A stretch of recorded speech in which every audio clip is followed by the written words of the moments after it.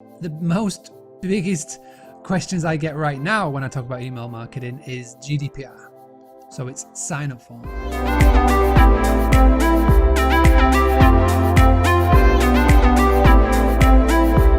Have you ever tried email marketing? MailChimp, SendFox, MailerLite, there's loads of them out there, but I think the reason why so many people don't do it is because they try it and they become despondent. And there's so many reasons and benefits to doing email marketing. The problem is that people don't give it enough chance.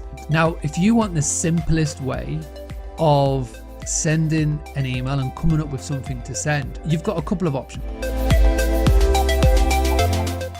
How often should we send emails? And this is why I say it's totally up to you, but it's totally up to your data. Now, if you've never sent an email before, or you haven't done long for a long while, then my recommendation would be to start off monthly. The best thing in the world is when you first start off an email list and you've only got 4 or 5 people, because you can pretty much email them directly and say, hey, what would you like me to send you? What would you like to know more about? You've got the perfect little case study right there, because when it grows to the numbers that I've got right now, we're into like the 4,000s. It's hard to do that. So the destination is a booking.